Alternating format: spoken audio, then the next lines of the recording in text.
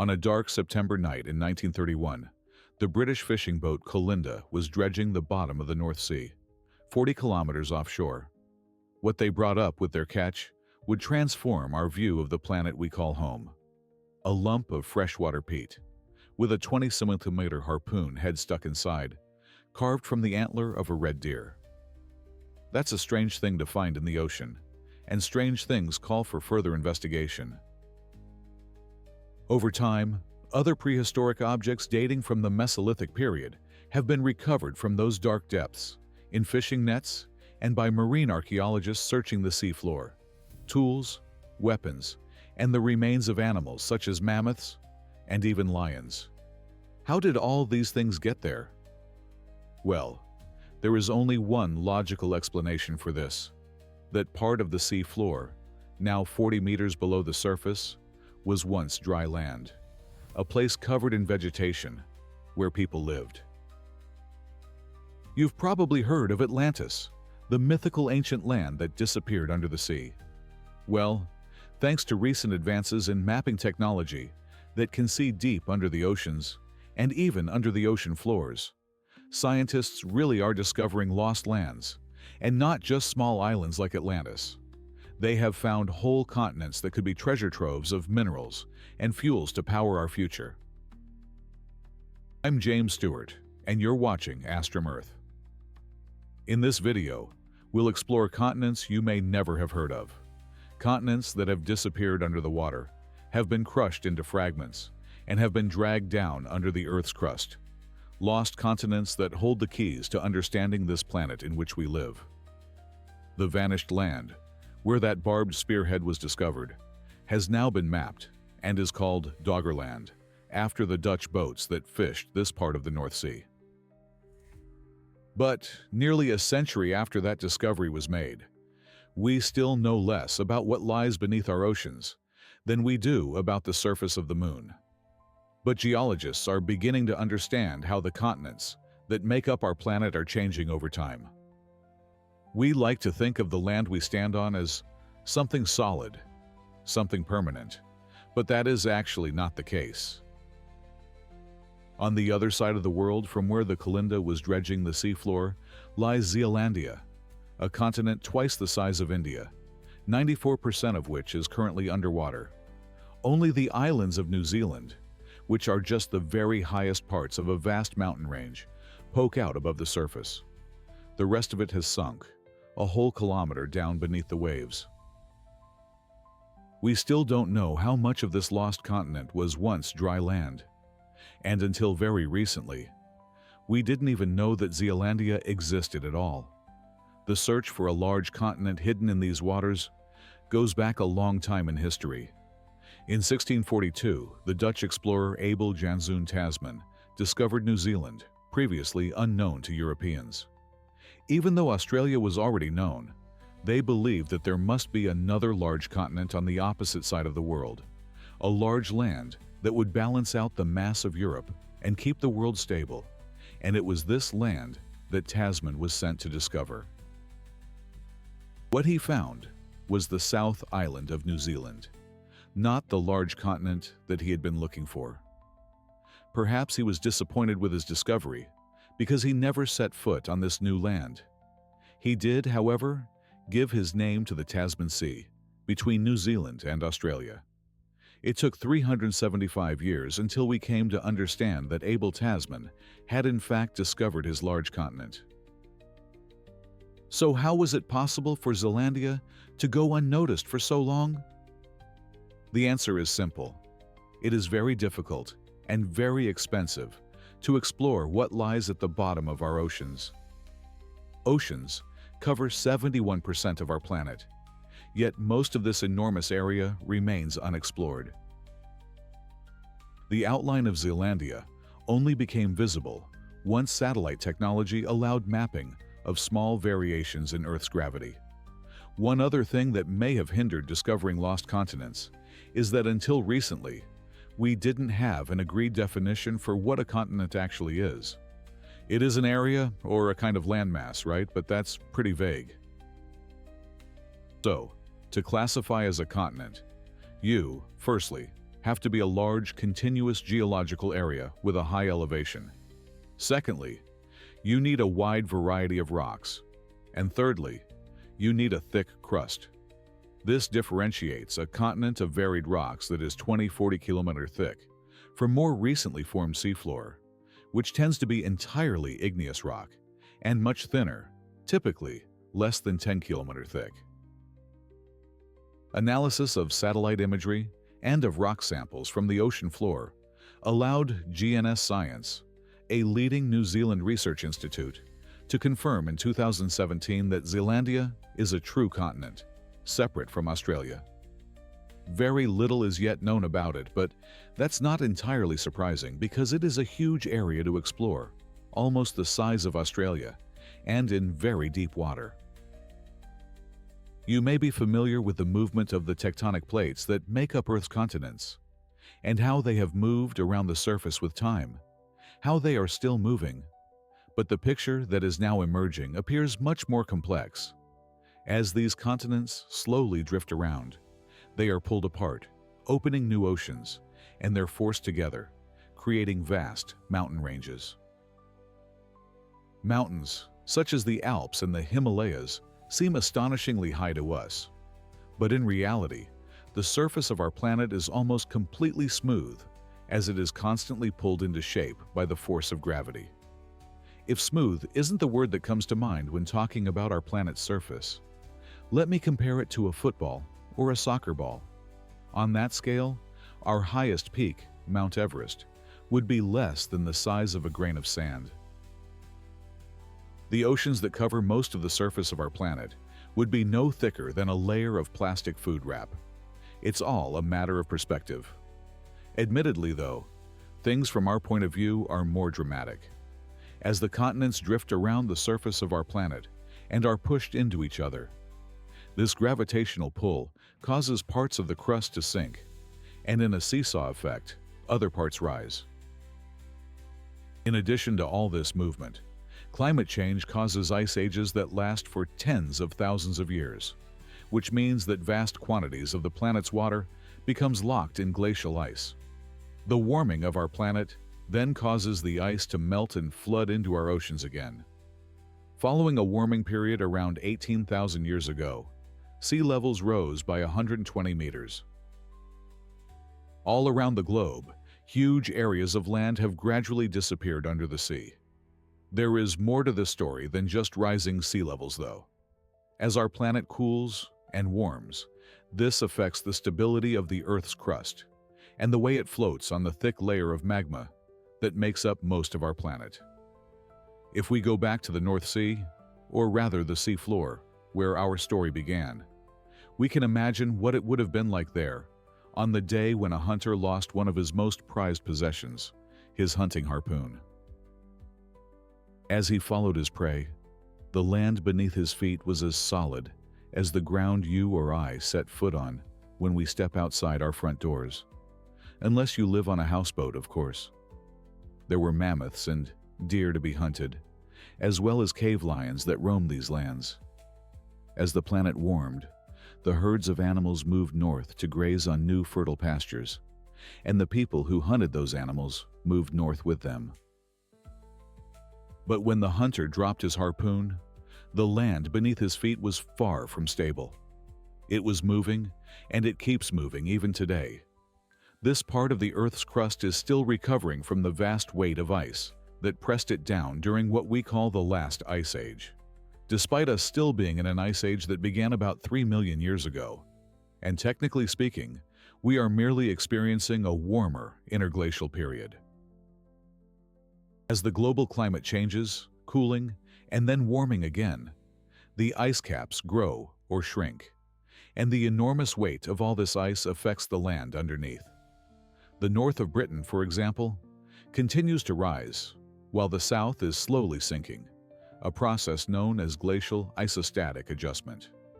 Since London was established as a major city by the Romans 2,000 years ago, it has sunk by more than a meter, and is still sinking, while Scotland, on the other end of this slab of the Earth's crust, continues to rise out of the sea.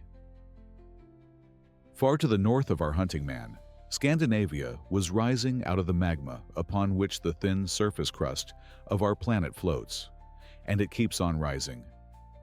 The port of Tornio on the border of Sweden and Finland has had to be moved downriver at least twice, as the land rises and the sea retreats.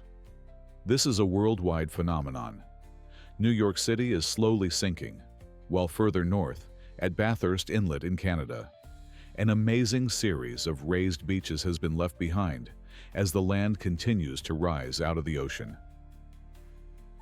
Around Antarctica, similar effects are seen as land masses rise or fall, recovering from the weight of the vast amount of ice that 20,000 years ago pressed this part of the Earth's crust down into the mantle by as much as half a kilometer.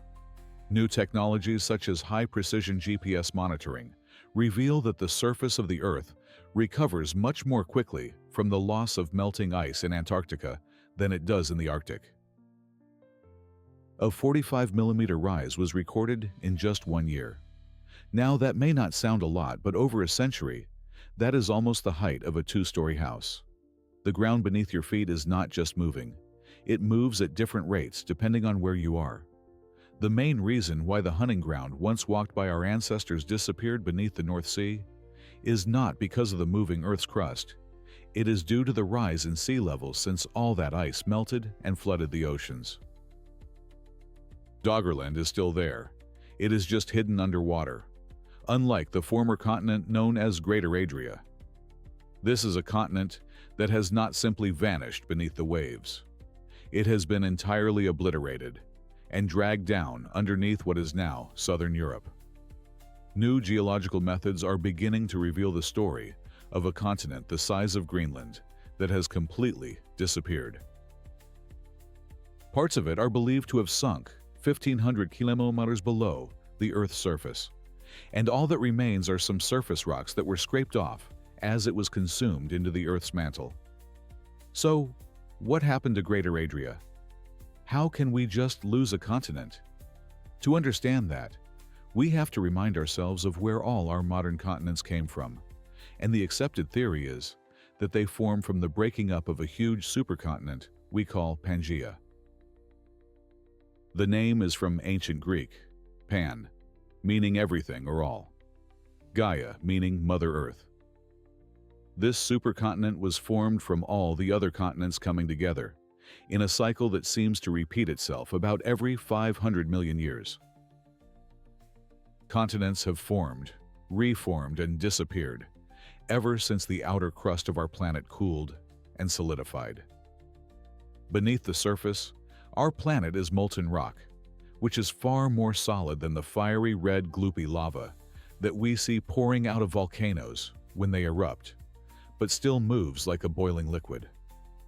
The heat within the Earth's core drives thermal currents that flow beneath our feet, and the movement of this viscous mass drags the surface crust along with it, causing what is known as continental drift. The same process that brought all the earlier continents together to form Pangaea then started to break it up again. It was ripped in two, forming 2 supercontinents, Laurasia and Gondwana. These were separated by a vast sea that no longer exists called the Tethys Ocean, running east to west, unlike our present Atlantic and Pacific Oceans that divide the continents north to south. This difference in orientation will play into our story later. Laurasia would later break up to form North America, Europe, Asia, and at least one more continent that we will come to later. Gondwana, much larger than Laurasia, drifted down towards the South Pole and broke up to form South America, Antarctica, Australia, India and Africa, and the recently discovered Zealandia, and Greater Adria. As those landmasses drifted apart again, they were dragged to different parts of the globe by the powerful currents of magma flowing underneath them. When something the size of Africa begins to move, nothing is going to stop it. And so, the world was about to witness the brutal murder of a continent. It might have been a part of our planet's geography for a long time before it was pulled in with all the other land masses to form Pangaea. But when Gondwana and Laurasia broke apart again to form the continents of today, Greater Adria was doomed. It became stuck between the colliding continents of Africa and Europe. Thanks to groundbreaking work at Utrecht University in the Netherlands, we now know that Greater Adria was first pushed into an area, roughly where the Mediterranean Sea is now. It was then spun round counterclockwise as Africa bore down on it from the south, and it was trapped against Europe to the north, shattering into pieces due to the unstoppable forces of the two enormous continents coming together, like a small speedboat getting squashed by a large freighter on either side. Subsequently, it began to sink as both Europe and Africa were forced upwards over the smaller landmass, driving it down into the mantle. The ocean that separated Africa from Europe was sliding under the Eurasian tectonic plate, a mechanism known as subduction, and it looks like it simply took Greater Adria down with it. Now, Greater Adria has vanished completely underneath southern Europe. So little remains of this lost continent that it is difficult to say what it was like. Was it a single enormous island covered in life, or completely submerged beneath our oceans? The team at the Department of Earth Sciences at Utrecht University have concluded that at least part of it was underwater. Some of the rocks that were left behind were limestones, deposited in a shallow sea, but others are volcanic, suggesting reefs or a chain of mountains. They believe there were likely a string of islands, but there could have been a much larger landmass that we may never know about. This enormous geological pileup that created the Alps is ongoing. Earthquakes and volcanic activity around the northern Mediterranean remind us that things we cannot see are happening beneath our feet. As the African continent continues its unstoppable journey northwards, eventually the whole Mediterranean Sea could disappear, and lands that we are familiar with today could be sucked down into the mantle, or crushed and forced upwards to make the Alpine mountain range even bigger. Italy, Greece, and Turkey could be wiped off the map. There is another lost continent, one that took scientists decades to find using a combination of logic and literally groundbreaking science. Did you know that the force of gravity is not always the same as you move around our planet? It varies according to several factors, particularly the thickness and density of the Earth's crust. Just such a gravitational anomaly had been noticed around the islands of Mauritius, an island country in the Indian Ocean, 2,000 kilometers off the southeastern coast of East Africa. Here, the gravitational pull is exceptionally strong, which suggests a large mass somewhere between the islands. This led geologists to start looking into the rocks around Mauritius, particularly new volcanic rocks that can reveal secrets about what lies deep under the surface. In those rocks are crystals called zircons. They are radioactive and can therefore be used to measure the age of the rocks in which they are found. They discovered that rocks that were being thrown up to the surface during volcanic eruptions were billions of years old, but the rocks that make up the overlying landmass are only about 8 million years old. New ocean floor crust is being created all the time from magma as continents move apart. But the zircons that geologists found in the volcanic rocks of Mauritius are older, much older than anything that could have come from newly formed crust. In geological terms, Mauritius is a recent formation, and it must be sitting on top of something very old, meaning it can only be above ancient continental rock. They had found another lost continent. The history of Mauritius is only now being pieced together, and again, it is a story of violence and destruction. Fossil evidence tells us that after Gondwana split up, a land bridge allowed animals to walk between Madagascar and India. But Madagascar can now be found off the southeast coast of Africa, while India has moved 5,000 kilometers northeast, where it crashed into the Eurasian continental mass, an impact that is still creating the Himalayas.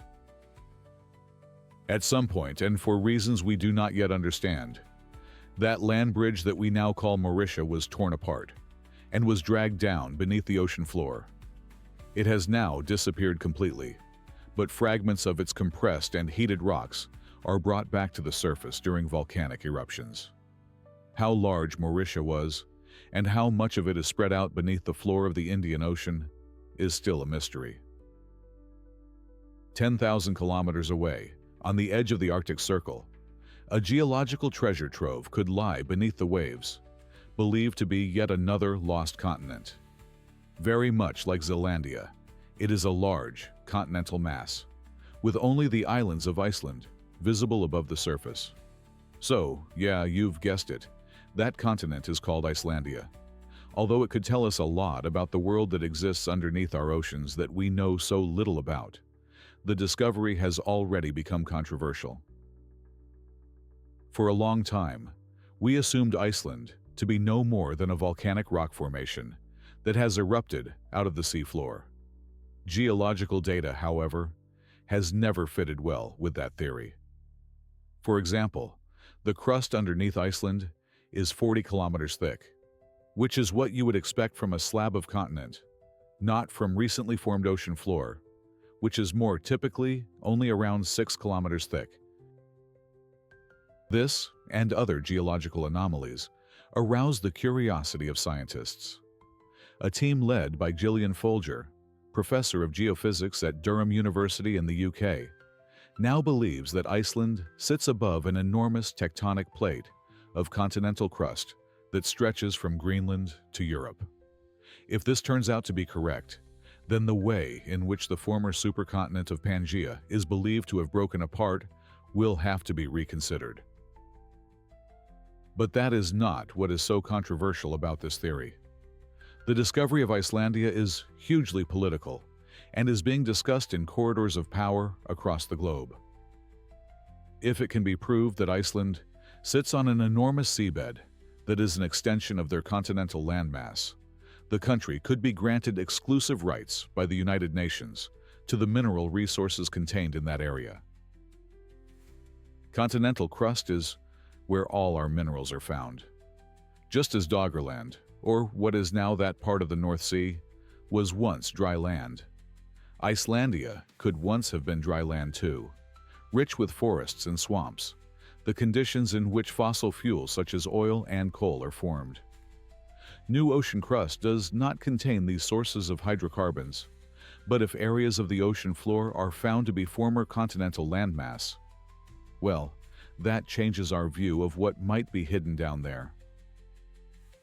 Many of the recent discoveries about Doggerland were made during surveys for offshore wind farms, driven by our understanding of the need to move away from burning fossil fuels as we place ever greater demands on what our planet can provide, and even greater demands on what our planet can absorb. The discovery of a previously unknown continent that has sunk beneath the Atlantic Ocean could lead to exploration for new sources of fossil fuels, and the temptation to make use of them will be completely at odds with our need to pursue sustainable sources for the increasing amounts of energy we need. There is a real risk that rapid exploration of our ocean floors will begin, for the purpose of nations claiming territories to be their own. Why does this matter? Well, if the oceans remain as international waters, there are strict controls about the use of their resources. This helps to preserve vast areas of our planet. If nations claim areas of this underwater wilderness and call it their own, they will be legally free to exploit it, adding to the already overstretched burden that we place on the floating greenhouse in space that we call Earth. If recently discovered continents like Icelandia and Zealandia prove to be enormous sections of what used to be Pangaea, it will suggest that there are other lost continents to be discovered, and they too could be exploited for valuable resources. Our ocean floors would become political battlegrounds. Deep ocean mining is currently banned in international waters because the environmental impacts of this emerging industry are not yet fully known. But it could make nations rich, and we know from experience how hard it can be to prevent such exploitation. Our constant hunger for Earth's natural resources could start to destroy the ecosystems that depend upon our ocean floors before we even have any proper understanding of them. There is one last continent we want to talk about today. One with a huge landmass, bigger than Australia, that has been lost underwater, but one that you have definitely heard of. Hidden underwater that is cold and solid. Antarctica. Surprisingly, we know almost as little about the continent under those frozen plateaus and glaciers as we do about the other lost continents that we have looked at. Indeed, we know more about the surface of Mars than we do about the land under the Antarctic ice. Only very recently, researchers at the University of Durham have been able to analyze the results of satellite imagery and ground-penetrating radar to build up a picture of what Antarctica, the continent, is like. It has revealed a landscape of mountains and valleys formed by rivers, now remodeled by the ice that has covered the continent for more than 30 million years. The coastline of this hidden terrain is very difficult to determine, because while sea levels would rise should all that ice melt, the weight of the Antarctic ice sheet is also pushing the landmass down into the ocean, and nobody knows what it might look like once all this geological upheaval settles down. 90% of the world's ice and an astonishing 60% of all the world's freshwater is currently locked away on Antarctica. This makes it very difficult to find out what is hidden beneath this frozen covering, which in places is nearly 5 kilometers thick. What we do know about Antarctica, though, is how it has moved around the surface of our planet over time. As sediments are laid down on our continents and volcanic rocks cool and become solid, they trap a record of the Earth's magnetic field. By analyzing this stored data from samples around our continents, geologists have been able to reconstruct a picture of where all the land masses were in relation to the magnetic poles over time. This geological detective work has revealed that Antarctica was once further north in a warmer climate, before taking up its present location over the South Pole. It has not always been frozen under ice as it is today. Fossilized plant records found on Alexander Island, on the west coast of the Antarctic Peninsula, show that Antarctica was once covered in forests, probably similar to the temperate forests found in Patagonia today. So why is it now this cold? It is partly because the planet has cooled, but mainly it is because Antarctica's lonely isolation covering the South Pole is responsible for its own frozen existence. Let me explain. Do you remember how Pangaea separated into Gondwana and Laurasia, and the Tethys Ocean opened up between them? That ocean ran east to west, unlike our present oceans that separate the continents from the north to south. This is hugely important in terms of our planet's climates. The separation of the Atlantic and Pacific Oceans creates powerful thermal currents that run north and south, and they distribute heat from the equator around the planet. Ocean currents that run from west to east have the opposite effect. They actually prevent the sun's heat from spreading north and south from the equator. When South America and Australia moved north, away from Antarctica, they opened up the Drake Passage and the Tasmanian Gateway, allowing the ocean to flow freely around Antarctica. Strong winds, driven by the Coriolis effect, a force caused by the rotation of our planet, circulate around Antarctica. These strong winds cause the cold water at the perimeter of Antarctica to flow in a powerful and endless stream called the Antarctic Circumpolar Current. This prevents warmer waters from further north from reaching Antarctica, keeping the freezing cold waters trapped around it and imprisoning it in ice. The positions of all our continents and the seas that flow between them have an enormous impact on the wide range of climates found on our planet. If Icelandia and Doggerland had not sunk beneath the oceans and had remained as an extension of the European landmass, the climate of the Northern Hemisphere would be vastly different from how it is today. The warming water currents that heat up much of Europe would not be able to flow up through the Atlantic Ocean. Large areas of Europe and North America would be much colder. The Arctic could even develop an enormous permanent ice cap, similar to that over Antarctica. It seems such a small difference, whether these lost continents remain above the oceans or not, but their impact on the rest of the planet would be immense. If Greater Adria had been pushed upwards over the European continent, instead of being subducted underneath it, there would be no Mediterranean Sea, possibly no sea there at all, and the area now covered by much of Europe could have been an arid desert similar to the Sahara. The varied climates that we see on our planet today are dependent on the continents that have formed over millions of years. If large land masses like Zealandia and Icelandia had not disappeared, the world would be a very different place. Discovering these lost continents allows us to imagine all kinds of different worlds that could exist if the tectonic plates that move around our planet's surface had behaved just a little differently. But there is a serious side to this too. It raises questions of politics and creates arguments between nations over who has the rights to newly discovered resources. It would be incredibly sad to begin destroying those hidden continents as soon as we've discovered them and before we even properly understand them. So we need to decide how to move forward as an international community, and we need to think about better ways to obtain and make use of the minerals that may be found under our oceans.